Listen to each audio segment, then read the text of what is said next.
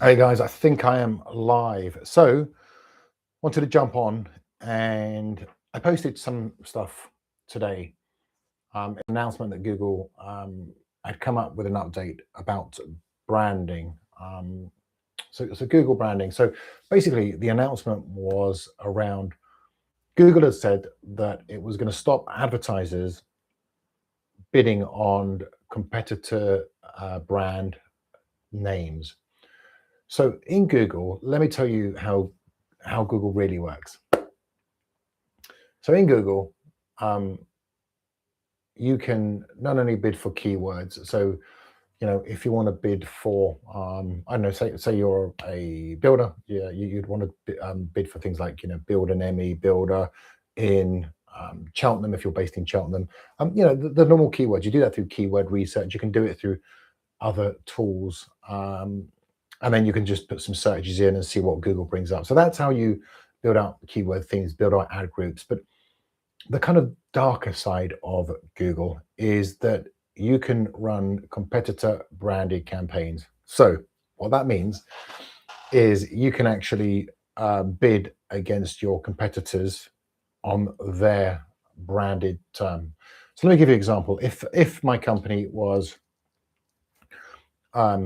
Chris's Builders, so I'm Chris's Builders and I'm based in Cheltenham, and I wanted my ads to be seen for searches for my competitors. So when people searched for my competitors, my ads would be seen above theirs. So they would search for, so say my competitors, I had Bob's Builders and Pete's Builders. So if somebody put in Bob's Builders because they know the brand, and again, I'm just giving you this as an example, this gets scaled up to several million pounds a year, people building up their brand over a number of years, spending a lot of money, then potentially this is a bit of a shortcut in which you could put in Bob's Builder to find the brand Bob Builder. And then you would see above that would be Chris's Builders. Now, how is that possible that you could put in a competitor or you could put in a term that you were looking for? Say, for instance, again, we could take as an example, say you put in Nike and then Adidas showed above that. How is that possible?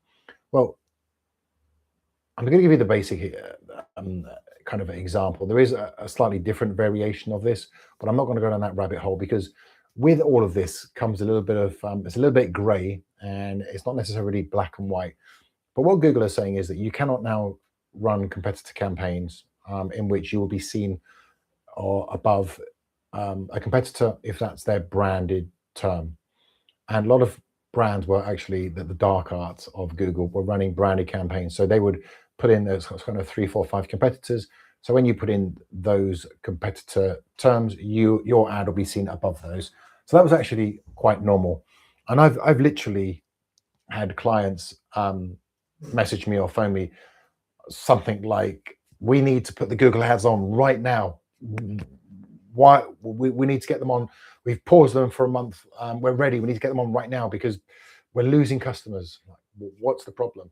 Well, when you put our brand in, our competitor is showing above, and we started to get some feedback that they're stealing our customers, and that's because competitors are running branded campaigns against you. So they would put in your brand term, they would then bid, and the way you would then look to prevent that. So when I'm hearing this type of thing, I know what I need to do. I then need to get the company. So say the company came to me, say Chris's Builders came to me and said, whenever you put Chris's Builders, Bob's Builders shows above us. So what I would need to do would be create a campaign with Google, which would be a branded campaign.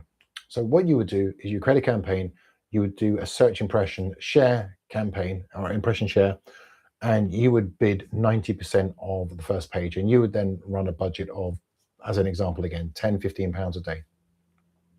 So what that then sends a signal to Google to say that the brand name belongs to this company, because the AI would then scan, see your Chris's Builders, then look at the landing page of the website and see Chris's Builders clearly, as clear as night and day, Chris's Builders. So that brand term would then come to you. So when people search, the majority of the time, the brand name would come to you and you would be found more often than not. And then what on top of that happens, it becomes more expensive for those other brands who are running competitor campaigns to continually keep their campaigns running, because then Google figures out that it's your term that should be coming. And what Google is saying now is that, now I don't know how they're going to do this. I don't know how long this is going to take. I don't think this is going to happen overnight. This is going to be probably 2026 into 2027. It's going to take time. These things do take time. But that's the scenario that's been happening for a number of years. So that's what happens. So what Google is saying is they want to make sure that if you are sort of having competitor campaigns, they're going to limit your serving. So they're going to do that by the reach that your campaign will have. And that's kind of a way of them kind of punishing you, not punishing you, but kind of restricting. So what they want to do is make sure that this type of thing doesn't go on. And then on top of that, is down to they want a good user experience. Now, these platforms, Meta, as well as Google, obviously the most important person who is using the platform is you, the consumer, because you're coming on. And if you're searching for certain things, then if you're searching for shoes, let's say men's shoes, then you want to see men's shoes. You don't want to see women's shoes. You don't want to see a pair of jeans. You want to see something relatable for the search that you're doing. And if you're going onto somebody's website or landing page and then going through and then potentially making a purchase, that's a big tick for Google. And then it gives you ad relevancy, it gives you quality score. I don't want to go down this rabbit hole of the back end of Google, but Google tracks everything. And that's kind of where quality score and ad relevancy and landing page experience, it all kind of ties in.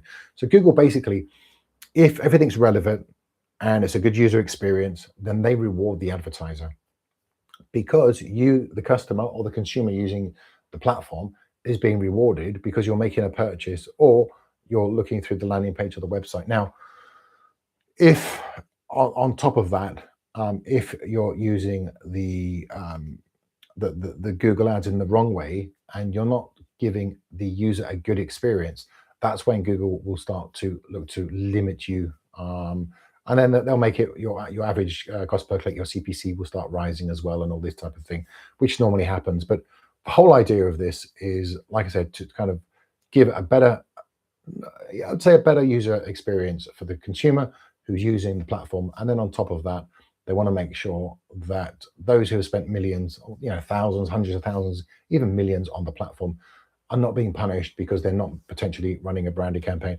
Now, if you've been in Google, you'll know all this. But obviously, if you're new to Google Ads or you don't have a lot of experience, I mean, I work with quite big companies, and they don't know how to create the branded campaign to block, but they know to tell me that something's wrong. Especially if we've got companies that we're working with, and potentially we hadn't run ads for, then they're starting to lose customers and they're starting to find out, and then they want to know how we can almost defend yourself, how you can put a blocker campaign. And that's what a branded campaign is. So it's as simple as that. So yep, competitor campaigns, showing your ads for competitors, and then a branded campaign in which you're making sure. Now, you're probably thinking as you're listening to this, why would I need to pay Google more money to run a branded campaign? And it's the very reason I've just said, because competitors are using the platform, manipulating the platform to get the best out of it, because they know where they can get the most out of the platform. And again, this happens all the time. It's something that's common within the Google Ads platform. And it's not, it's a kind of a sneaky way of doing things with Google. And I put videos out on this, but it's just part and parcel of advertising. But Google, like I said, are looking to tighten this loophole, which again, I think is going to probably take the rest of the year to sort out. But again, we'll have to wait and see. It'll be interesting to see how they sort of limit those impressions. The other key to this, which is interesting, is on top of that, sometimes a PMAX campaign will also show for branded terms. So it'd be interesting to see how they look to kind of control the whole kind of branded and where your campaigns will be seen. So again, something that I'll be watching closely to see how they control that. But again, it's one of those things that based off experience, this will take a little while. And again, if you're somebody who's spending a lot of money with Google, you don't want necessarily somebody to put in your brand like Chris's Builders and see somebody else on top above you. So again, it's a little bit of clarity. And they've also come out with some information saying basically make sure that your branding is clear. Um, when somebody comes to your brand, they know exactly who you are, and potentially you can pin your name in a headline and description. Something that I do anyway is when I create a search campaign, um, because it's free real estate, you're paying for headlines and descriptions. I'll always add in the company name. So if it's a say Chris's Builders, I'll put that in the headline and I'll put it in the description. And potentially, you can pin that as well in position 1, 2, or 3, depending on what you're trying to achieve. But again, I would always put in the company or the brand name because it's free real estate. And if somebody's seeing headlines and descriptions, why wouldn't they want to see the brand name in there as well? And again, this just reinforces a lot of the things that I see is stuff that I already implement in my strategy. So I'm not necessarily saying that I'm ahead of the curve, but it's a lot of this is it's a little bit of common sense. Why would you not have in your headlines and description the brand of who you're advertising for, whether that be yourself, your company, or somebody else's? It's kind of like makes sense to do that.